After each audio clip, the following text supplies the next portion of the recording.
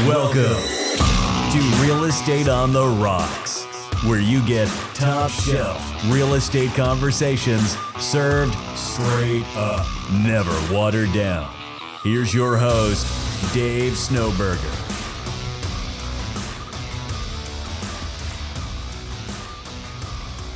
I'm actually going to record this. We might repurpose it as a podcast. I think we need as much content as possible lately. But back to what you're saying, though, Dave.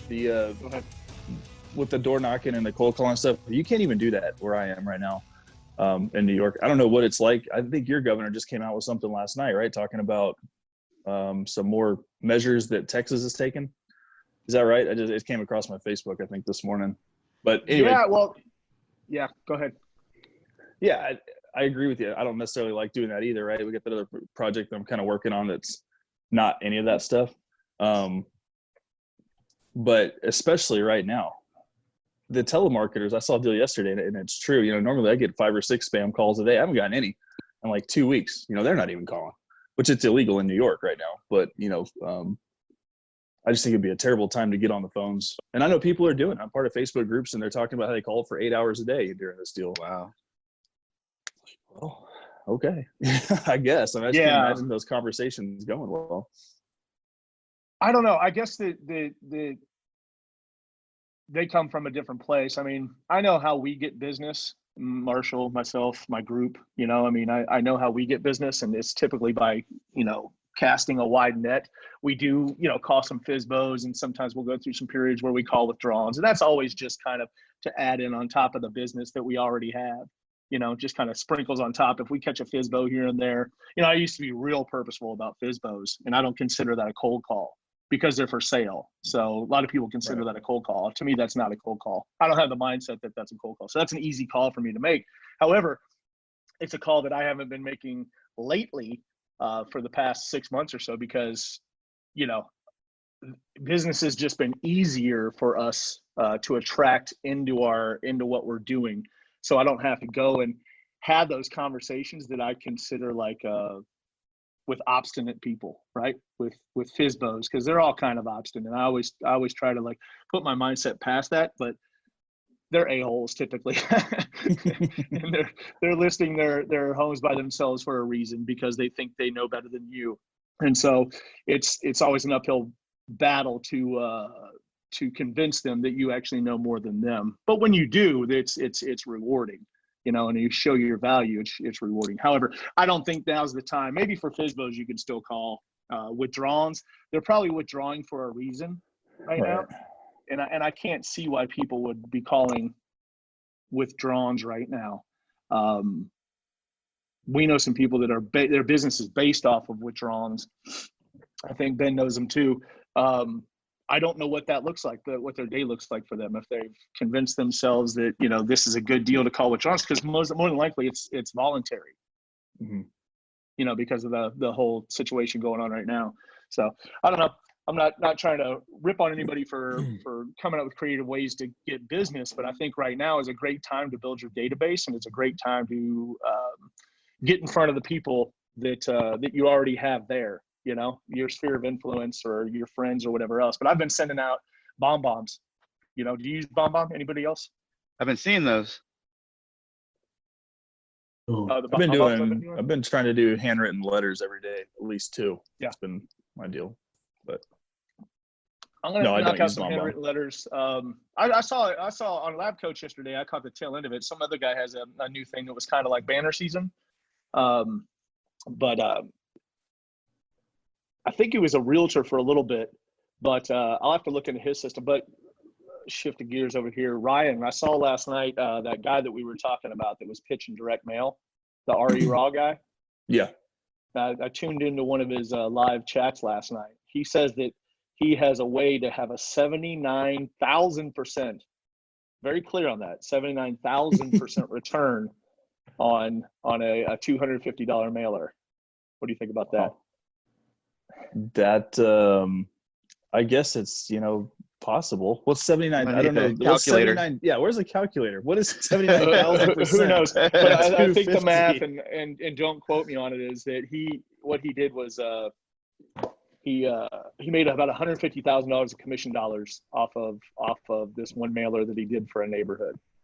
And so that's a damn good return. But that's either a really expensive home or yeah, I don't know. A few of them, yeah. 250. So, I mean, if you're doing a typical postcard, that's, you know, what, 500 or so, a little over or a little under 500. Yeah. Well, you're really good postcards. At the mailing stuff. The mailing stuff that we've been talking about lately, the direct mail. Are you really talking about, and I'm just asking questions. I typically know the answer. I'm just asking for anybody watching. Are you typically talking about geofarming, or are you talking about a little bit more strategic than that? So I like both. I pick neighborhoods that are, for geofarming, definitely. They got to meet a lot of requirements. Some of them that, you know, a lot of people kind of look over, and it's going to get real interesting in like the Austin area. People buy that home that is kind of a, the family home, the 3 or 4 bedroom house. It was a move up home, you know, at $400,000 to $500,000, probably in your market, $400,000 to $500,000 price range, maybe a little higher. But when those neighborhoods, because they all build them at the same time, right? So when those neighborhoods get to like 16 to 22 years old, that's when you're going to see that first wave of people start moving out. And so that's one of the big factors for geofarming that I look for. But yeah, I like geofarming. I have 3 neighborhoods that I mail to every month. And then I do a lot of strategic stuff around that. You know, if I have an open house and it's in the neighborhood, I send them all the 4 things that I send to an open house, which is, you know, the just listed, the open house card, the under contract card, and the just sold card. Nice. So by the time that's done, they've seen. I'm going to bounce before it starts raining, so I just wanted to jump on real quick and say good morning. So cool. See you a little bit later. Ben, you doing any mailing lately? I'll be completely honest. Yeah, that's not my strength. Mine is more direct communication, and so that's kind of where I put a lot of my value is in that relationships. Again, everything from just simple conversations, because I think we talked a little bit on this briefly yesterday. This is a great opportunity today for the people that that have dropped off your radar, and you know, you get that mindset of, oh man, I haven't talked to these people in 7, 8, 9, 10 over a year, and now is the time to actually reestablish those relationships, and not with the mentality of, oh well, I can get business out of this, but out of the human side, and saying, hey, you know what? How are you doing? How's the family going? What's going on? How can I serve you? And in the meantime, I also want to apologize that I've dropped the ball on the communication, and I want to actually take this opportunity to again reach out to you and see how I can serve you. That has to be. Yeah. How is that picture up there? How am I on here twice? That's hilarious. No, you're absolutely correct. And my thing right now is I sit down right here where I am in this makeshift office. This is my dining room, you know, and so I sit here. I sit here. Wow. And oh, okay. And I look at my database. I open it up and I go into KV Core and I look at it, and it's just like people, and it's overwhelming because there's like 5,500 people in it, right? And then even my BombBomb, when I open it up and I can strategically send, you know, a group that I'd say my tighter sphere of influence, I still look at it, and even BombBomb tells me like, you are over your limit of contacts, you know, and it's overwhelming. And I sit here and I look at it and I just end up just kind of closing the laptop and walking away from it, and being guilty myself and doing something else and hopping on my phone and designing something like the Coffee and Closers little file that I did that took me, you know, 30, 45 minutes to do. And I'm calling that work, you know? And yeah. So it's just kind of like, but I'm going today is be a little bit more purposeful about it and narrow that down and try to break these things into lists of like my top 50 clients, then my top one, or the A's, the B's, the C's, and the D's really. And then everybody after, I'll send kind of a generic, just kind of, hey, how you doing? And still really come from the heart and say, hey, how you doing? Hope that everything's right. And we sent one of these that was automatic that went out. That's an auto mailer. And I had probably 15 people unsubscribe, right? Didn't recognize one of the names. but that's good because that means they're self-eliminating and I don't have to waste time marketing to them anymore or waste any more dollars going after a crowd that doesn't want to see my stuff. And especially when it's not intrusive, you know, it's just an email saying, hey, hope everything's great. And I love that, Dave, because when you just said what you just said, I think what happens is a lot of agents actually take unsubscribing personally. And all of a sudden they get upset like, oh my gosh, how can you unsubscribe from this?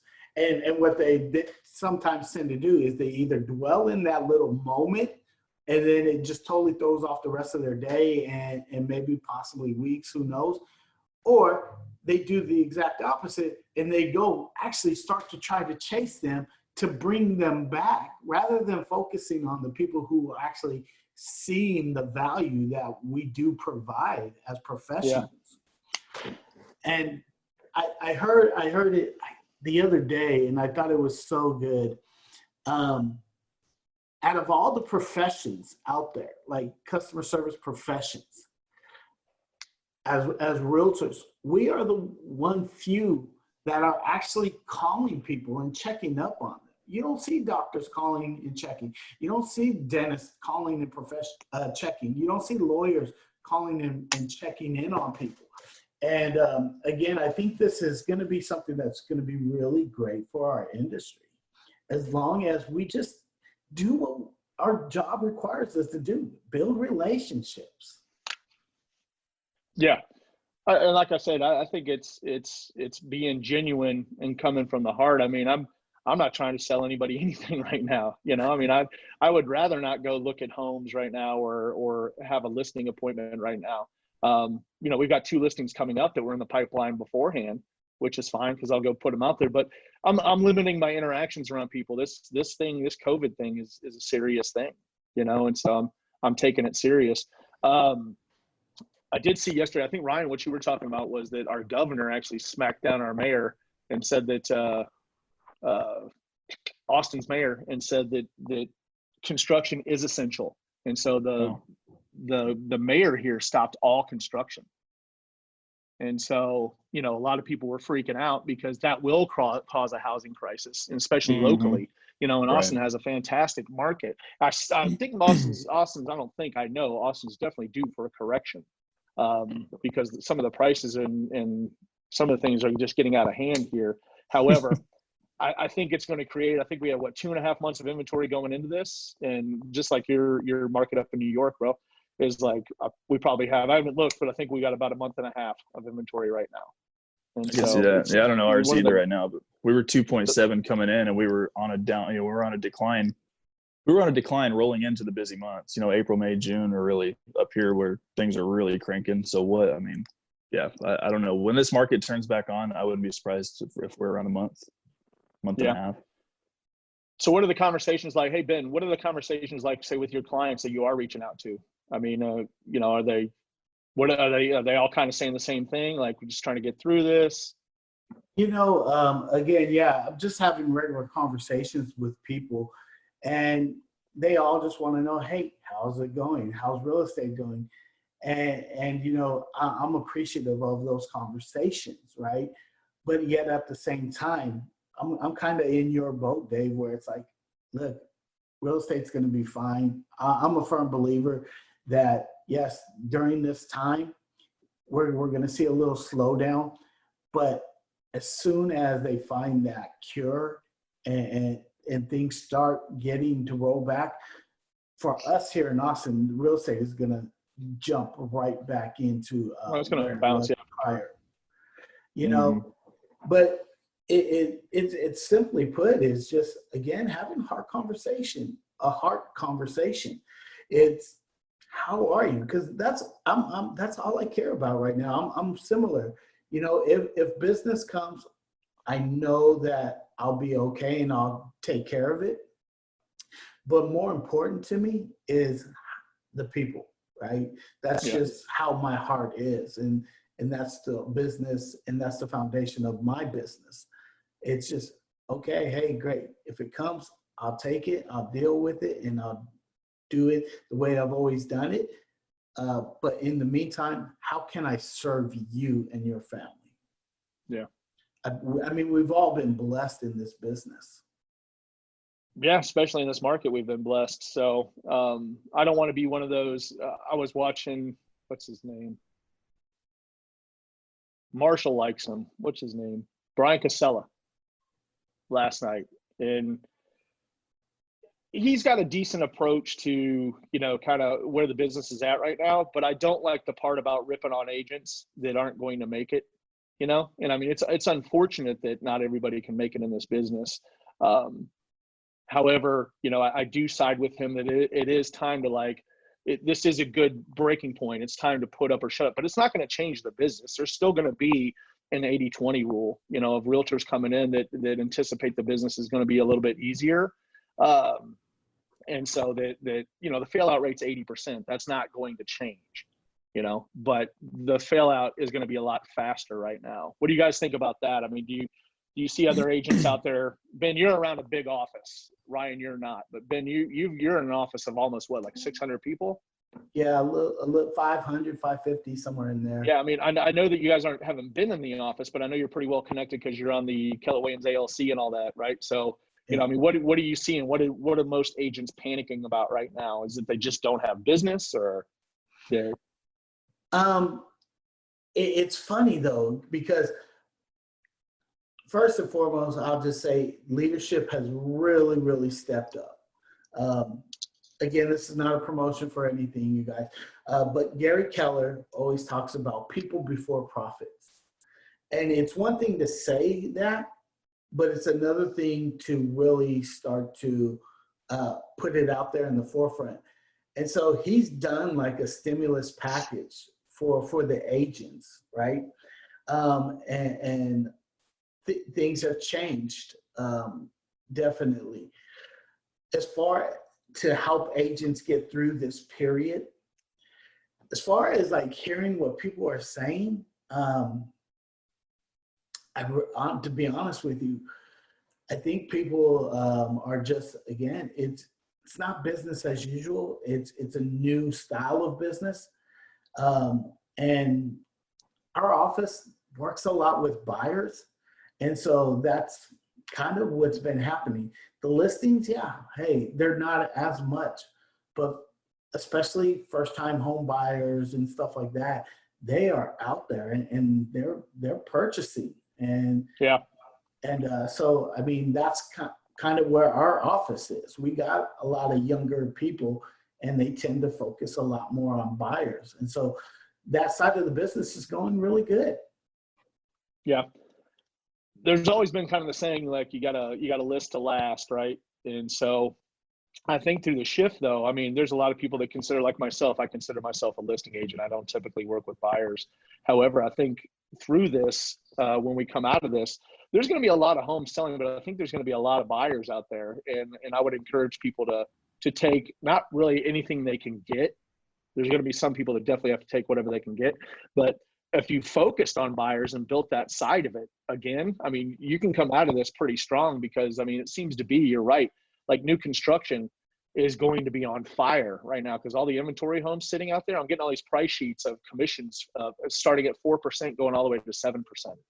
And, 7% of a $400,000 house is pretty damn nice, and, 6% of a $500,000 house is basically, it looks at your numbers about, you just did $1 million transaction, right? On the commission side, it's 30 G's. That's 30 grand. That could go a long way. But if you just hunker down right now and you pushed all your marketing, if you are doing any marketing or you are doing videos, that's what really I like to break into. Ryan, I want to talk to you about videos in a little bit. But if you're doing videos and you're building your YouTube channel and you're building your presence through Facebook and Instagram, YouTube, and you're doing all these things, I think you can come out of this on top. But pick one. Don't try to pander to both sides of the transactions. Or if you want to work with investors, work with investors. If you want to work with first-time home buyers, build a first-time buyer home program to where you're doing so much that you stand out and say, hey, look, I specialize in first-time home buyers. I know all the tricks of the trade to get you the best deals out there and build your business that way. Ryan, I want to talk to you about video. For you being really new to the game, I'm impressed by your videos.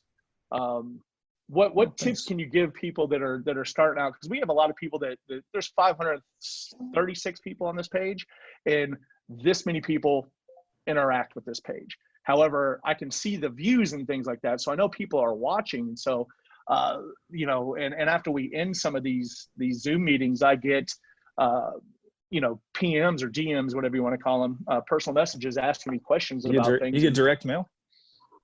You get those the new DM? The new DMs. They slide up into my mailbox.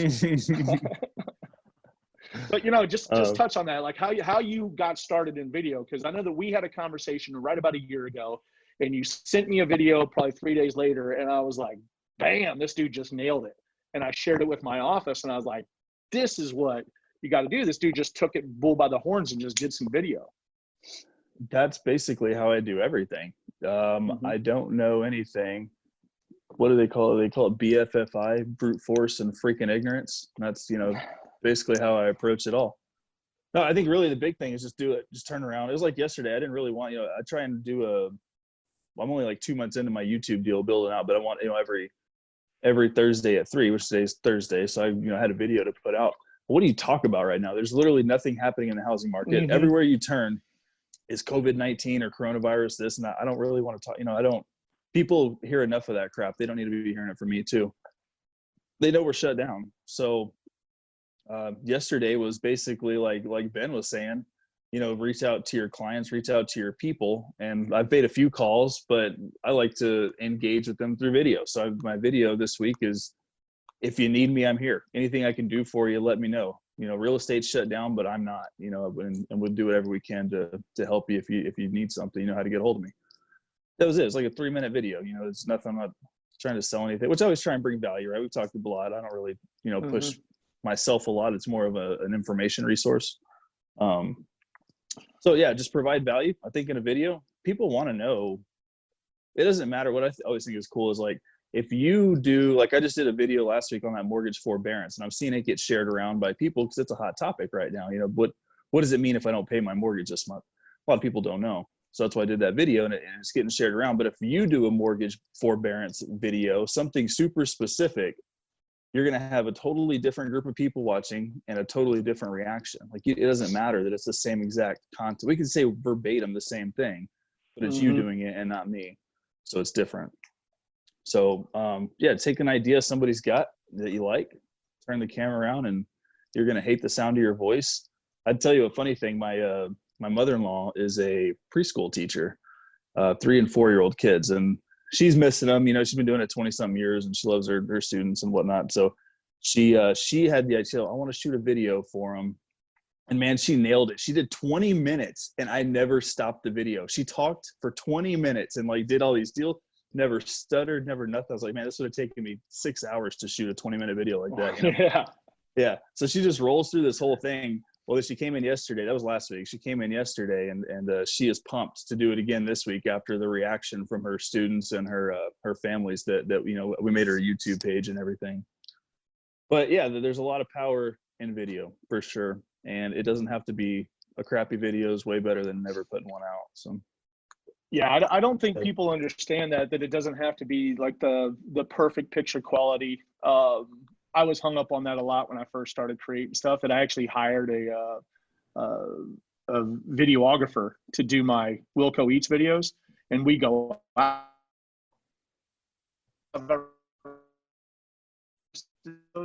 in this group, but I might, just so people can see the difference of like me turning the camera around versus me paying a guy that's actually they wanted me on another show that he works on. You know, so I might post those, but like there's not much of a difference. And I'll tell you the truth, they both get great engagement, but I'm happy enough with me just turning my camera around and doing it myself. Or James down here. Hey, James, welcome to the group. I see you down there. And, you know, just people think that you've got to have all this special equipment, and you have to have all these, you know, great things like Ben's got his green screen right there. Or do you even have a green screen? Or what do you mean? Just kidding. Yes, I do. Yeah. Right. And so, you know, it's just kind of like, that's super simple to do, but people are intimidated even by that. Like, oh, I don't know how to do the green screen thing. It's just like, it's literally just a green sheet or the iPad. There you go. we painted our wall green just like Ben did over there. Is that my old office? No. This is at my home, actually. Man, Okay. We left that can of paint at Keller Williams when we left. Just kidding. Anyway, yeah, just turn it around and get. I mean, it doesn't matter. Your people are going to follow you because of you. It doesn't really. And I think as long as you stick along those lines of providing value, that's really the key to the whole thing. Is don't just get on there and talk about yourself. Get on there and talk about stuff other people care about. What's in it for me still applies to video. And a lot of stuff that I do is considered, to me, I just sometimes I'm like, it's like an out of body experience almost to post it, right? It's just like, why would I post this? Why would I do this? Why would anybody care that I just pulled over on the side of the road to eat this barbecue restaurant, right? And then I film it like, hey, it's Dave with Wilco Eats, and here you go. We're doing it. Wilco Eats a little different these days, and pop my tailgate and I film the barbecue and I put it out there. It's just like, if my neighbors were to see that, what do they think? Why am I doing that? But then I just take it back to like, I don't care. Like if they were to watch it, they watch it. If they don't, they don't. They self-eliminate from watching it. But what I'm doing is the main goal of all this stuff is what I always talk about, is to build that top of mind awareness, right? People can't decipher between like your celebrity. I know that sounds weird when I say this stuff because we're not in this to be celebrities. We're just in this to catch attention, because attention is where this is all at. But if you are seen enough times on this device, I'm always backwards, on this device, and then they're also watching Netflix on this device, the human brain can't decipher between whether you're a celebrity or not. And so that's parasocial behavior, right? And so that's why I do it over and over and over again, because at that time they might think I'm goofy for shooting that video. However, when they see me in the grocery store and they don't know me, all of a sudden their brain goes to like, man, I know that guy. And I can't tell you how many times I'm pumping gas or whatever else to where somebody's like, hey, how do I know you? And, I just tell them, I always start with, well, I sell real estate, and I sell a lot of real estate in the area. So my face is on my sign. It's always in yards around here. Whether I've listed a house over there or not, that's just the best thing that I go to. That's on my top of mind as I fire that off.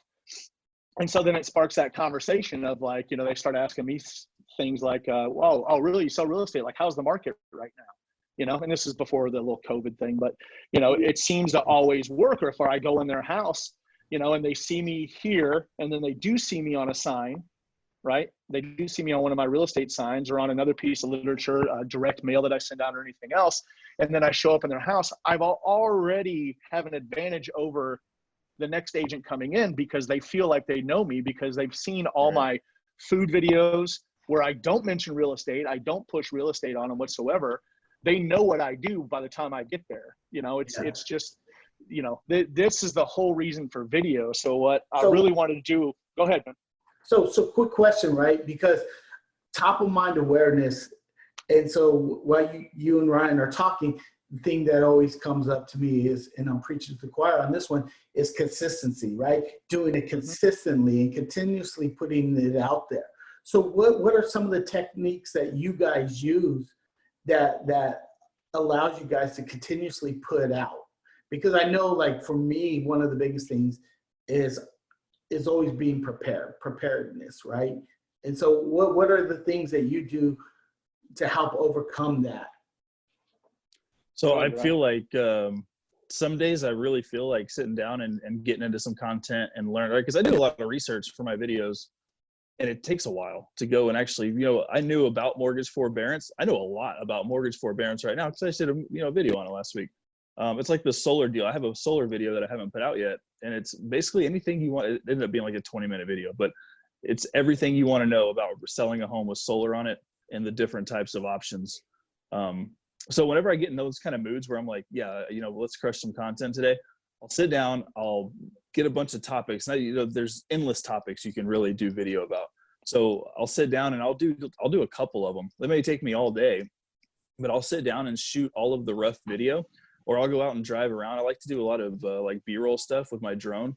So like I, took my drone out one day and just drove around, and every house I'd find solar, I would just do like a flyby, of the solar house, just to do as, so it's not just me talking all the time.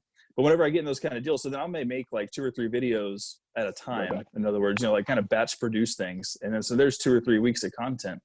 And they don't even have to be that involved. You can literally sit down. Like yesterday, I did a 3-minute video. It took me about 10 to edit in LumaFusion on my phone. I did it all on my phone, and it's ready to go. It's already loaded up into YouTube right now.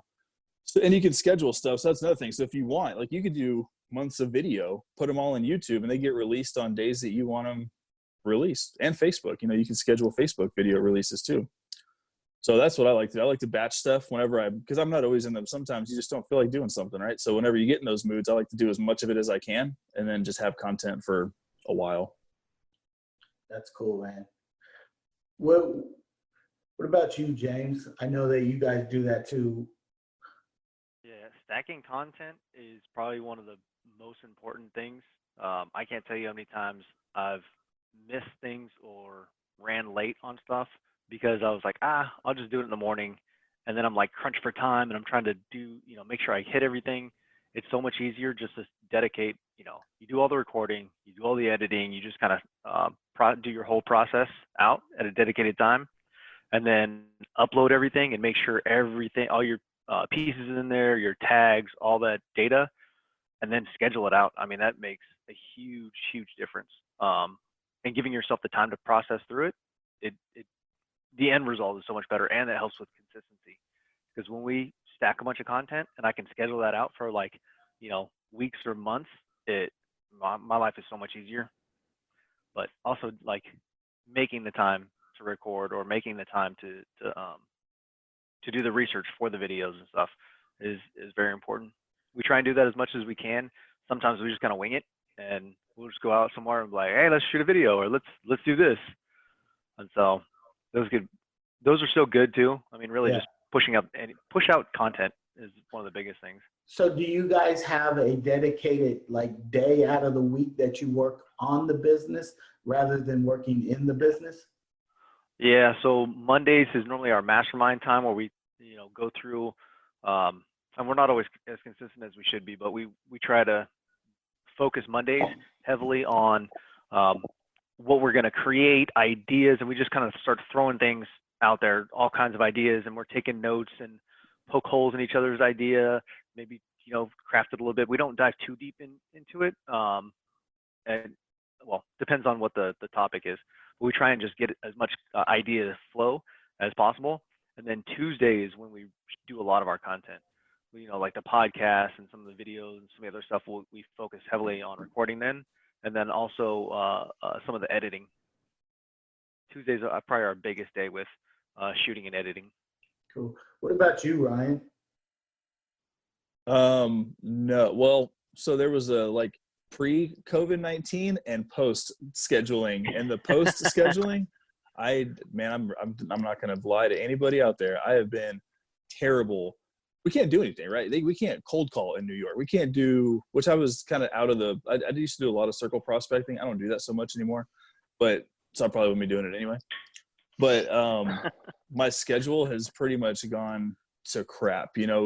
James and I used to start every week off. We'd hit up a call. It was like 7 o'clock in the morning, 7:30, something like that in the morning. Yeah. And kind of go from there. But I've been, it's been like a month now up here. So I'm kind of I go through these deals where I've done a lot of video. I've got a big project I'm working on right now that's taken a lot of time. That's really what, I was on that 9 hours yesterday. But it's got to do with direct mail and real estate.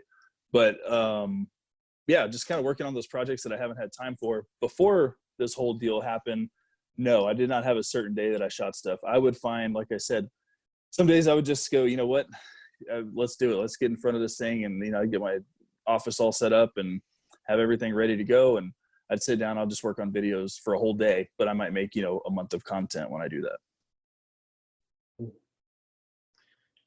I'm not saying that's the right way to do it. It's probably scheduling it would be the smart way. I'm telling you what not to do, I think, here more than what to do. Like James said, I'm sorry I missed some of that. I had to get when you drink coffee, you got to take coffee breaks. You know what I'm saying? But I thought you just went in the dining room. What you said earlier. I brought a little thermos. Yeah, well, I use the Nespresso machines, and so damn good coffee. You got to put your pinky up when you use that, bro. Oh, That's I the only don't? thing. There you go. There you go.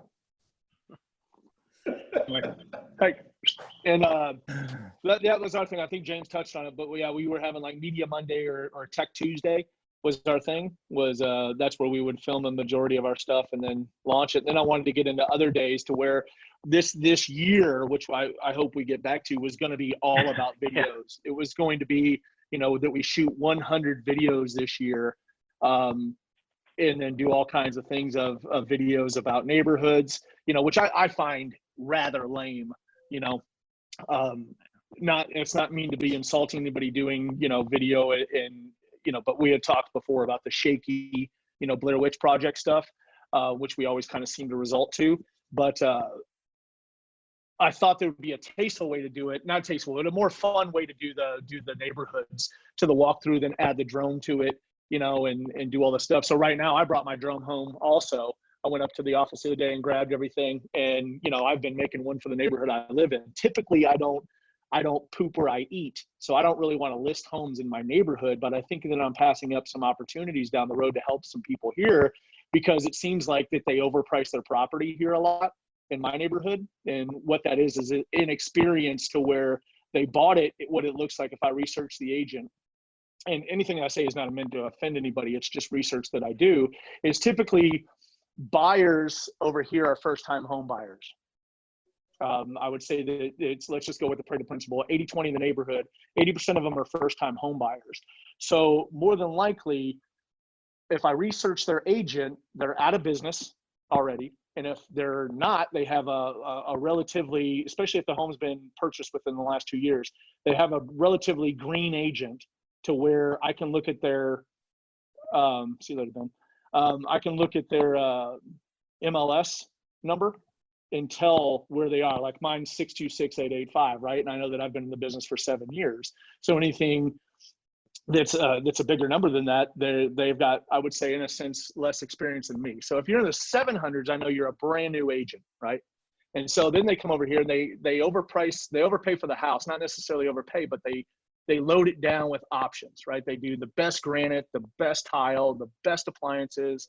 They throw in, like one of our neighbors 4 or 5 down has a patio where he did the fireplace and all that stuff, but that was an add-on. He added that into his financing. So he's paying for that fireplace and that patio for the next 30 years, right? So that's probably going to be an astronomical amount of money that he paid, and he probably should have just came out of pocket $7,500, right? However, that makes the price of the house where he thinks his house is more valuable. And so now you have these agents that don't necessarily understand that you're not going to, as the seller over here, you're not going to get, if you spent $500 on the house and the house is worth $420, you're not going to get $520 just because you think so, because the market's great. So we have one over here that just listed for 600 and some odd thousand. That would be a record in our neighborhood. I think it's 650,000. That'd be a record in our neighborhood. And to my surprise, guess who it is? It's an agent. It's an agent that's newer to the business. And, it's just kind of, and part of me thinks that he's not even trying to sell his house, that he's just fishing for leads. At the 650,000 range, because there's just no way. He just purchased the house, like I said, right about 1.5 years ago, for right at, I think it was about 490. And so, if you're going up 3 to 7% a year, you're definitely not at 650 yet. So I guess my point of that whole little rant was, if I can do the property videos over here and I can stand out a little bit more, I can probably snatch away some of those listings from rookie agents that more than likely the only value they have is that they maybe sold on the house in the first place, or they just basically the sellers don't know anybody else. I mean, not everybody knows a realtor. It seems like we're all connected somehow. However, not everybody knows a realtor. And I find that to be in the case sometimes, even with for sale by owners, is that they just don't know another way. So they just try to sell it by themselves. You ever catch those, Ryan? No. The funniest for sale by owner that I ever dealt with had scripture listed. Nothing wrong with scripture. I'm just saying that was her initial photo on the deal was a scripture. and she absolutely hated agents, but she had a lot of questions, and I think that was kind of that situation. She had no idea what she was doing, obviously, but I don't think she knew. She'd heard a lot of stuff, but she didn't know anybody, to really kind of run anything by. No, I don't. Yeah, like I said, I dealt with for sale by owners for about a year, about 10 months probably, and I kind of got like you did. They always knew better than me, so let them do it. Well, yeah, I think I talked about it before, but I've listed an attorney once that her and I just went after it in her living room, and her husband sat there and took a back seat, and I was there. My assistant was there with me, not the one I have now, but my older assistant was there, and we just went back and forth. And I was like, "That's great that you know how to read contracts. So do I." And back and forth. I was like, well, let me now tell you what you can't do that I can do. And it was that whole video reach. It was the whole, like, let's start providing value here. And then she invited me into her living room. Like I finally made it past the kitchen. She's like, well, come sit down with me in the living room. And now it just like things got a little bit heated for a second, but I didn't back down and she didn't back down. And so we just kind of went after it with each other. And I just showed my value. I was like, hey, look, it's like, that's great. When I bring you a contract, then, it's not going to be like my typical seller where I have to interpret everything. You're going to know exactly what's on the contract because you're an attorney. However, you being an attorney is not going to do anything to market for your house. You live in a dead end street. No one's driving down it. The best leveraging tool you have is Zillow, and everybody knows that that's not accurate, so they don't know what they're seeing or not. You're going to get people over to your house that are unvetted, right? You don't know where these people came from. You don't know if they're qualified. They can tell you they're qualified, but how do you get them to prove it? Are you going to demand a letter before they walk into your house? Are you going to give up your email and tell them to, shoot me over your pre-qual letter? See, no, you don't know any of that stuff. I do, and for the minimal price of this, and on the other side of this too, is like, if you have an agent like me bringing you a buyer, like, I would say that you're pretty screwed because my expertise is negotiating. And so I'm going to know that you're saving money on your commission by not paying the seller's agent. So I'm going to go after that fee also. So not only are you paying my commission, you're going to come down in your price of your house, at least the minimum amount of that 3% commission. And I'm probably going to double it and go to 6 or 7%. Right. And then as that buyer's agent, I'm going to keep as much money in my pocket as I possibly can for that buyer. Like, do you really want to be in that position to go against an agent that's like me? And she was like, absolutely not. Like, where do I sign? I wish it was that easy, but it was definitely like that. That's the one that I knew right there that I could work for sale by owners, and that I had what it took to show the value, and that how bad she needed me. Yes, she was. I wouldn't say, she was more educated than I was about contracts and everything else, being that she's versed in being an attorney. However, my specialty isn't the contract. We know the contract's like the back of our hand. My specialty is getting traffic, getting eyeballs on the property, getting people in the door, and then marketing, negotiating the offers. That's my strength, right? And so anyway, a lot of this stuff is redundant stuff that we always talk about. So moving forward, Ryan, I want to do some sort of like video challenge with this page. I'm trying to get this page to interact a little bit more, and I don't know how necessarily to do that. And I think if we just continue to kind of brute force, like you were talking about a little bit earlier, and put out this content, that maybe it'll loosen some people up and more people will join us on these coffee to closers. We don't have to do them every day, but I think for me, I'm so used to the office environment that I like this kind of structure, and I like reaching out with you guys and masterminding around it. And if I could just record podcasts all day long, that's what I would do. However, I don't want to bury James in editing, and then I'm out $5,000 a month in editing costs to James over there. $4.99 get you a good price.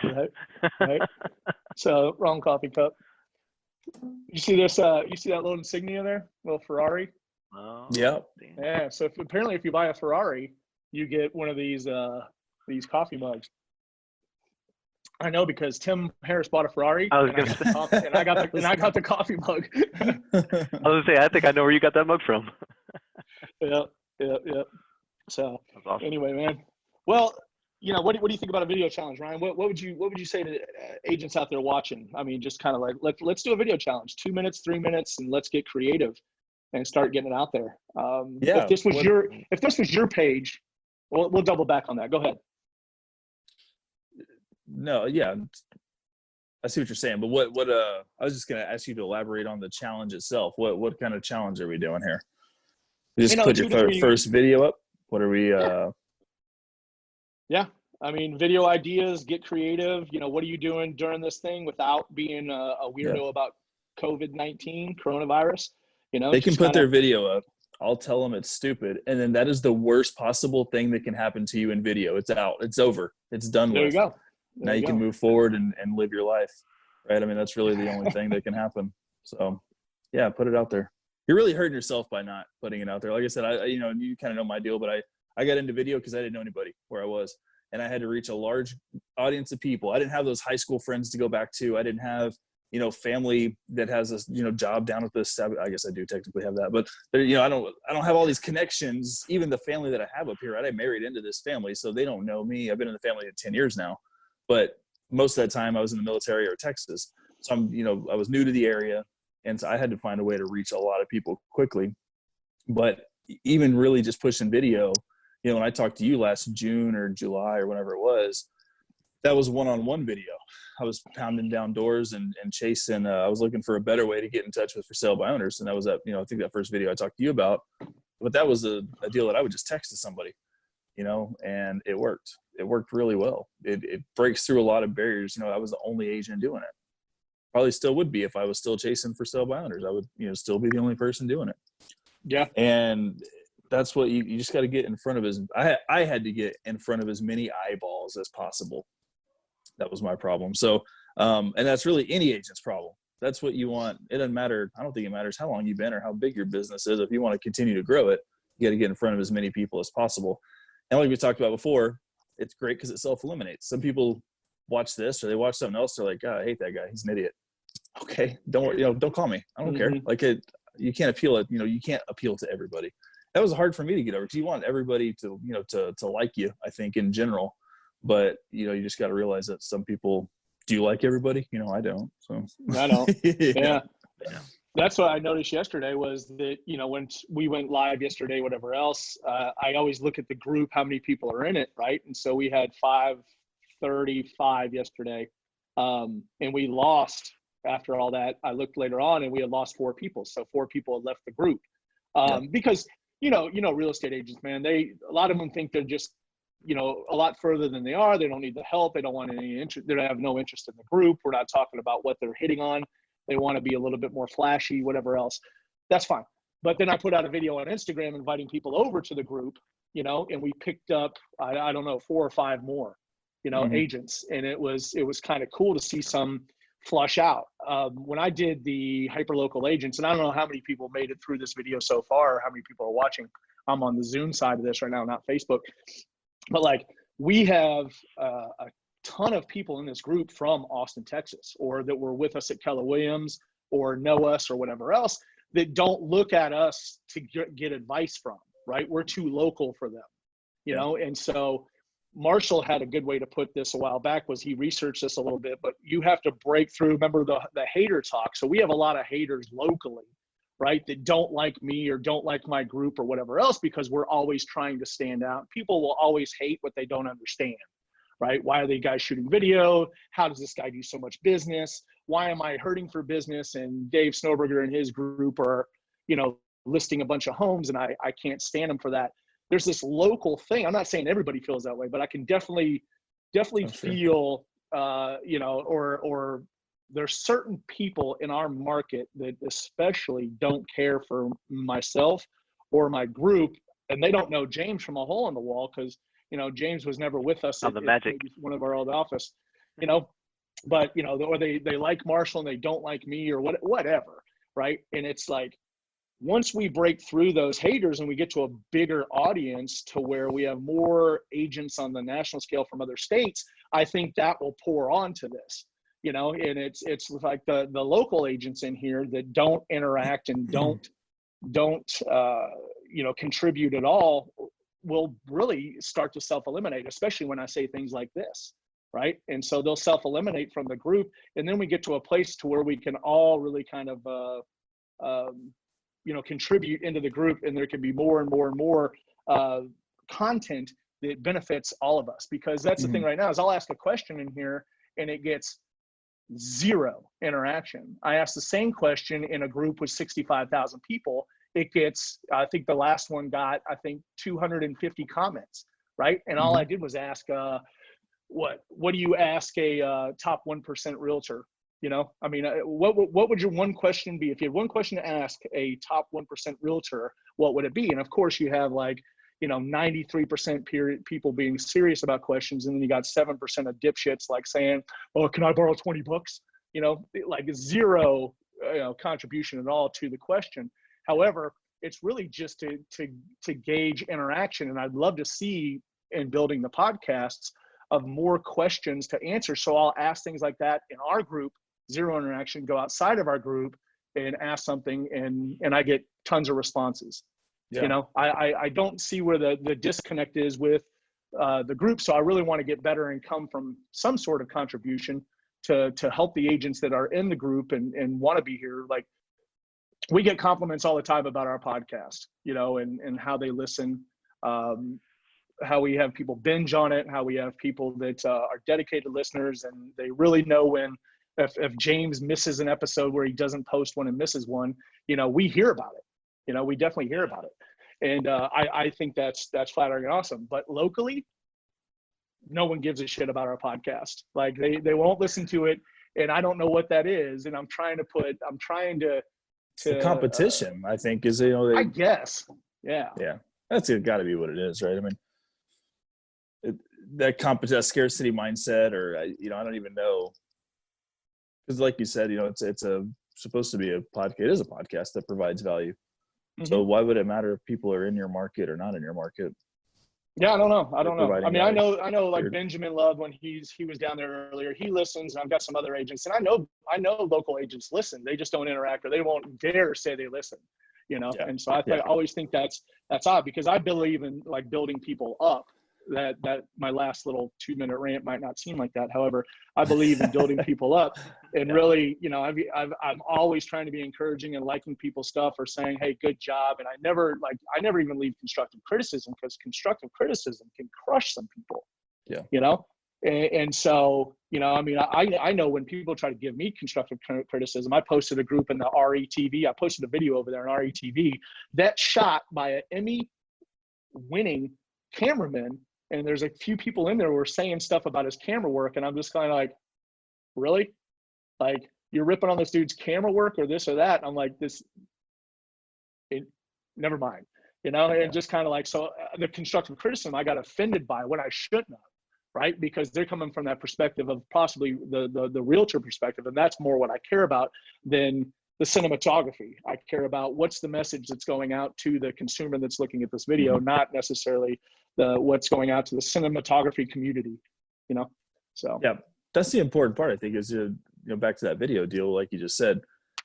We've talked a lot more, I think, on that podcast a little bit about how people get real caught up in the production side of it, and how, I mean, my God, you can spend some serious cash on a video if you want to. If you want to have it done, you can get a big, like you said, you can get a videographer in there. You can spend a ton on equipment, and you can do, and then you do one yourself, and you look at the end product. And if that information in there is good information, I would much rather have the cheap one.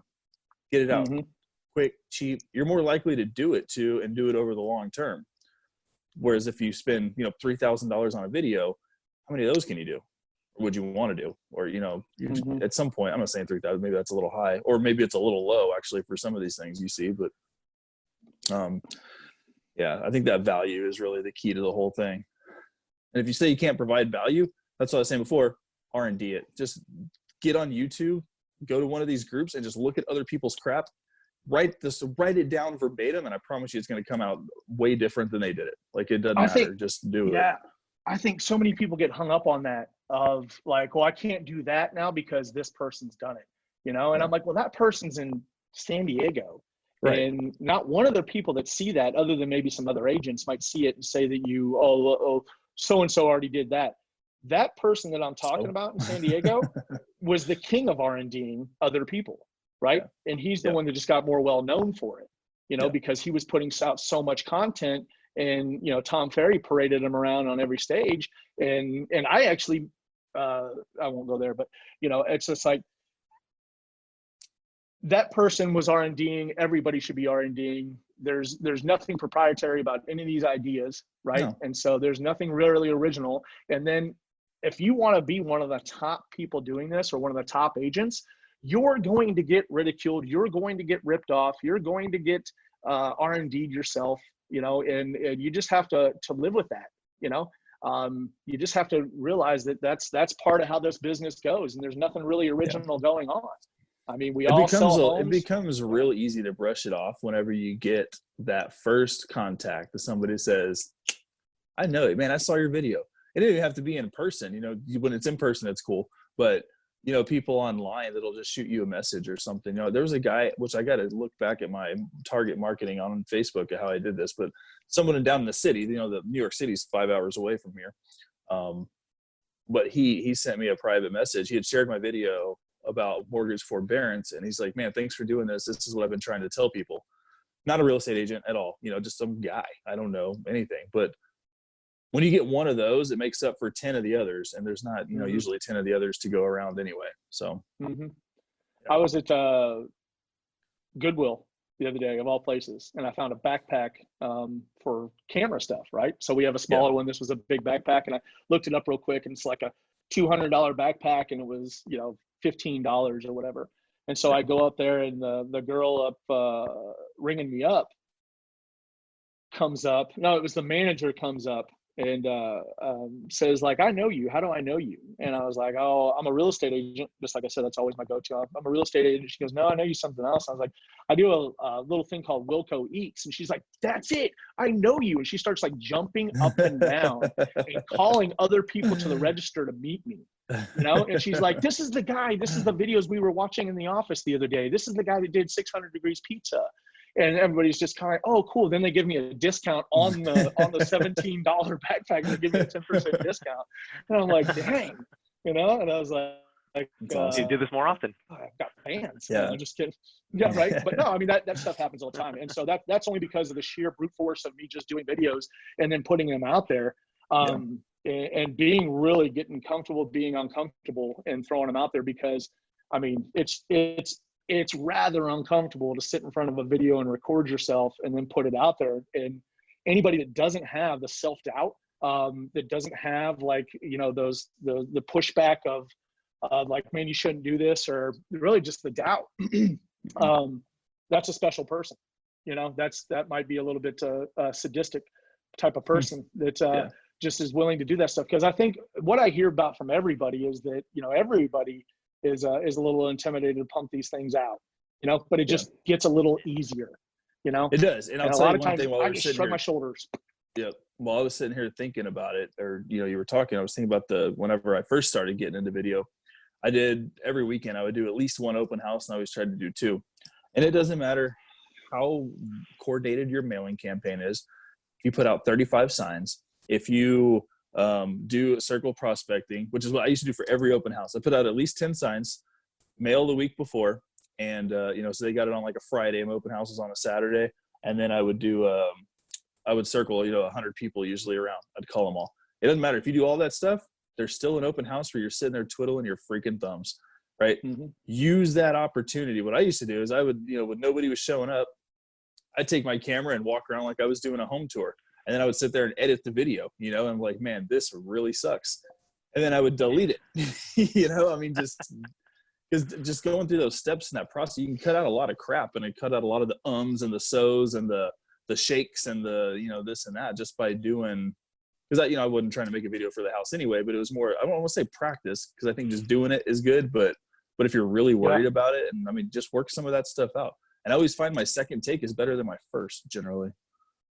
See, I'm the other way around. My first take is typically better because I stopped caring about it. I think it's more genuine to just be yourself, because they're going to meet you anyway, right? So I'm full of the ums and the uhs and the blank stares for a quick, second and a half, it seemed like an eternity when you're in a conversation where I have to think about process, because I do have I am the type of guy that doesn't necessarily have that great of a filter.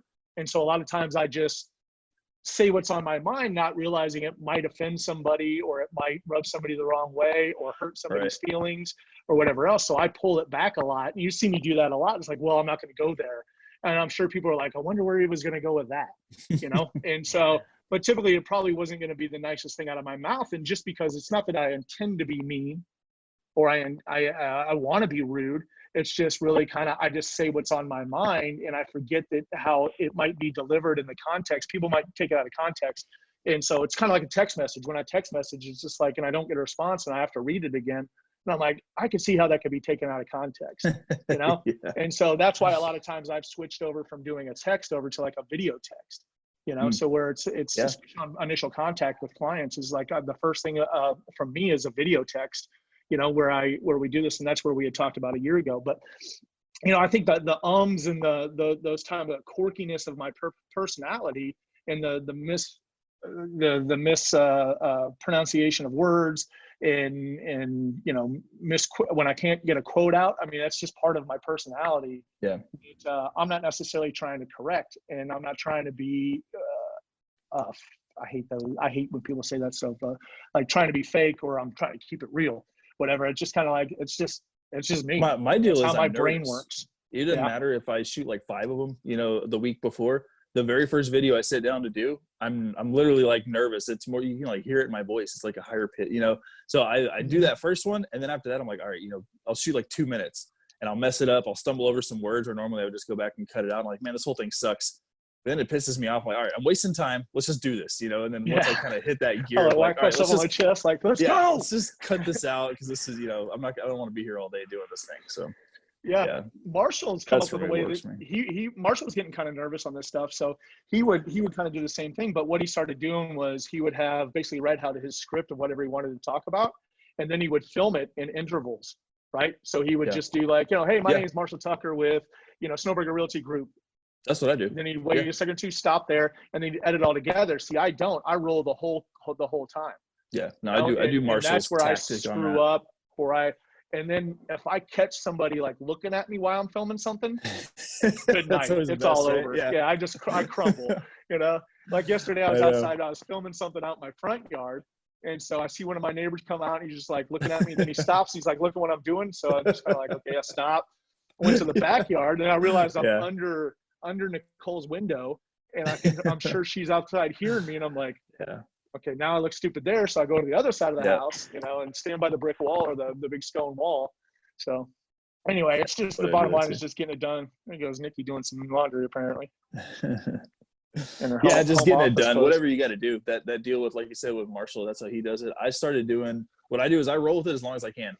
I'll pick something and just keep going and going and going and going. And then I know whenever I either start stumbling over words or messing up, and that is my cut point, and then I'll just kind of push stop so I can break the video up. You don't even have to do that. You can just cut it out if you want to, and just keep going. You don't even have to stop the video. I like to break it up because I go back and I'll delete all the crappy ones first. But just find a flow that works for you. It's not. I mean, it's really not. Yeah. I mean, I found what necessarily works for me. So And people worry about the editing side. iMovie. Use iMovie until you get, or if you have an iPhone, I guess. I don't know what you use on Android, but use iMovie. You can cut, you can add, transitions if you want to. You don't have to do any of that stuff. You can add, intros and outros like we talked about on Fiverr before. You can get for $50. You can have all those made. Mm-hmm.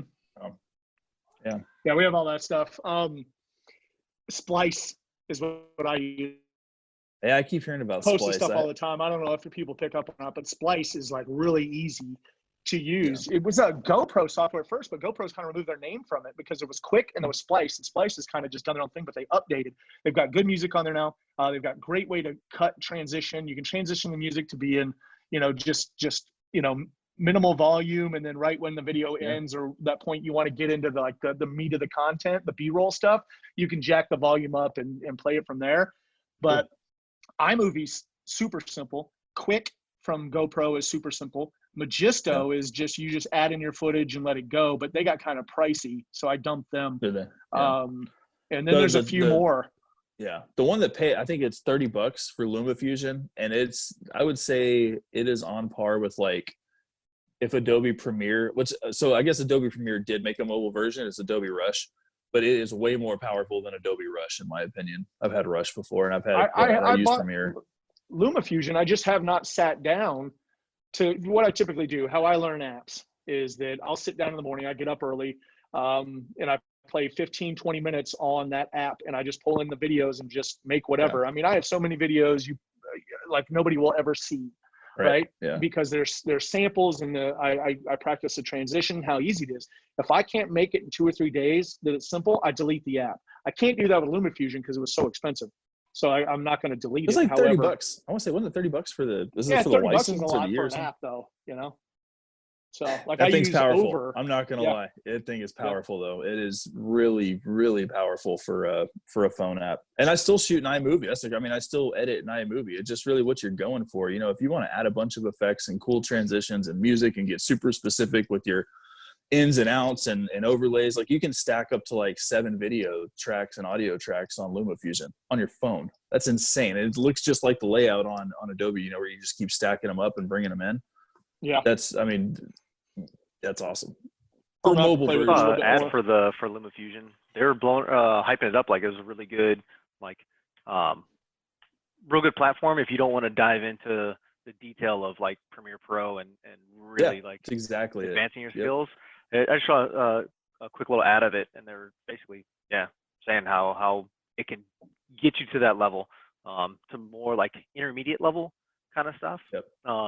Simple ability, but intermediate level of content creation, which is nice. Good in between. Cool. Mm-hmm. I'm gonna probably pull it up on my iPad and play with it. I got nothing but time right now, right? So I'll probably do that with we're about to do some videos. Well, when we get sunshine, we're gonna rain for 7 days here in Austin. Wow. But once I get that, I can get over this property and kind of I'll do my next property video over there. I haven't done property videos in so long because, like I said, once other agents start saturating things, I just kind of stop doing those. I don't find the appeal in doing them anymore.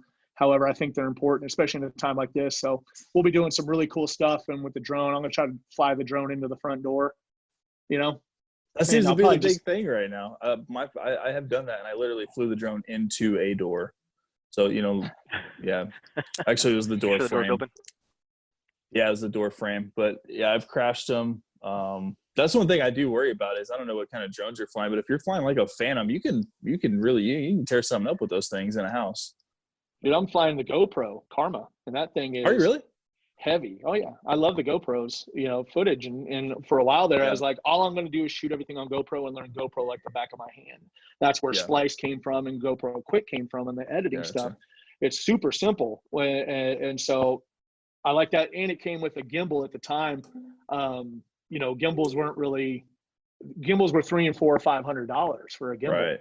Now we bought one the other day that we have the small little DJI Mini, whatever that is, the little mini one.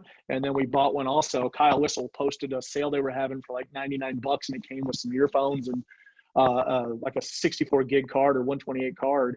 Yeah. And for like $99, so you couldn't pass that. Is that the Pocket? Is that the Osmo Pocket? I have the Pocket, the small one. And so the Pocket's it's actually really cool. I haven't played with it enough, and I got it for Christmas about a year ago. Whenever December 2019 was. I like my Osmo 3 for that phone, man. I use that thing. Is that what we have, James? Osmo 3? Yeah. We have both. We have the Mini, which is obviously the little camera recording one that you don't need the phone for. You can slide it in there for better viewing. But we also have the 3, with the 3-point gimbal that folds over. And man, the transition or like smooth, like panning and everything worked really good on that thing. I've accidentally tapped it out. I was moving with somebody a little too fast and tried to hit how you can use a little joystick and pan with somebody. I hit the limits on it, and then it just kind of messes it up. So I'm still trying to master the whole thing. I got it back from James yesterday. He's had the camera backpack with him the whole time, so I got it back. So I'm going to play with a lot more of this stuff, but I want to just do more on YouTube, more vlogging, more, I can't necessarily do Wilco Eats unless it's to-go food right now. But I try to stay present doing that kind of stuff, or post in other local restaurants and show some value there. Not necessarily value for me, but value for those restaurants that we always go to and eat. I really want them to make it because I'd hate for them to go out of business. So really pushing those local restaurants a lot. So just more video. So I'd say let's brainstorm on this and come up with some sort of video challenge. But Ryan, post your first video you've ever done, and I'll post mine. I'll have to go. I'll post if I can find that one. Yeah. If I can find the one I sent to For Sale by Owners, I'll send that one. I'll put that one up. That one's valuable, man. If I were agents and anybody's watching this, or I think James, we can actually rip this into a podcast. We've gone a little over an hour, but that is valuable to agents because you nailed it. Like I do the same thing, but yours was just smooth. That's all I can tell you. That it was smooth, it was informative, and it was not intrusive, and it was like it came from contribution to the fact like, hey, look, this is who's going to call you. And some agents be like, oh, they're just throwing us under the bus. Damn right I am. And so because you're not calling with any value and you're trying to list people over the phone. And I'm going to tell people strategically what you're doing, and you should do this as well. And so I've switched phones since then, but I'll go through my backup file and see if I have it anywhere, or if not, I'll do my. I mean, you can go on my YouTube and see some of my, the earlier first video I ever did was, the heck was it? Oh, well, that lake video, that listing video that I did, that I got a lot of views on that one. But that was an Indeed video. I'll find something that I haven't put out before. And I'll post my first kind of, not professional, but shot by a professional. I'll post 600 Degrees, or maybe the donut place, or maybe the brewery. And I'll post some of those, but just to get people out there, contributing and sharing more.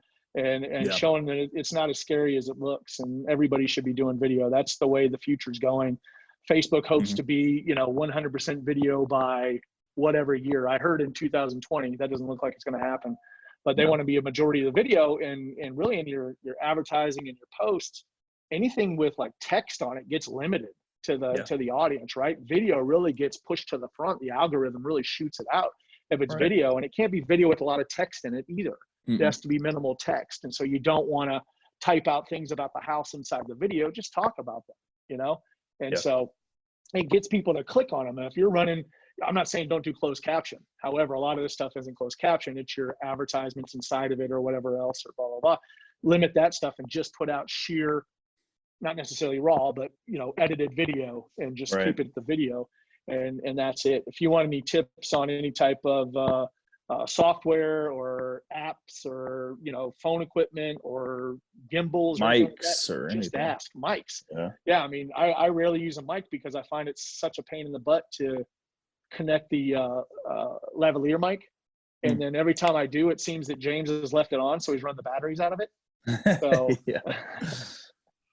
I do always forget to turn mine off. That's why I like that the Rode wireless mic. It does look a little clunky. I mean, it's it's probably that big. But it, I don't care. I mean, it's a mic, tuck it in your shirt. And what I don't like is like shirts like you're wearing where the collar's high. It's really not a good, you kind of got to plan to either wear like a button up or a polo or something. Something like that. But if you have, something to clip it to, but that Rode deal, man, you just slam it into your phone and put that on the gimbal. The mic goes in on your side, and easy setup. Oh yeah. Yeah, easy stuff, man. Well, if anybody's got any questions, you can just reach out to us. That's Ryan Baker right there, so you can slide into his direct mailbox. They're in my DMs. Of course, you can reach out to me anytime. And so if you want to call me, it's 512-773-6461. Text me. That's where we can show that I'm not in the middle of something and I don't pick up your call. So text me and see if it's cool, or just if you have a question to ask me. And then James, how can we get a hold of you? Email James Mendez ATX, or by phone 512-766-9194. James Mendez ATX at what? Gmail. Don't email. Gmail. No one's gonna email you. Everything's Gmail. No one's gonna email you. Email, always Gmail. Your phone number. Just give out your phone number.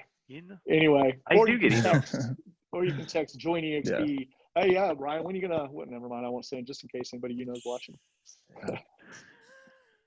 I just saw somebody join EXP. Did you see that? Tarek from Flipper Flop.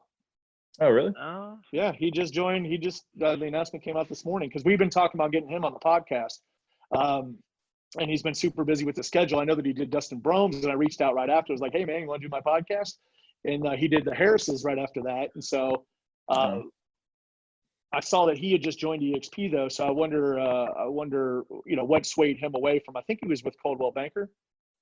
Or no, he's with Sotheby's. Sorry.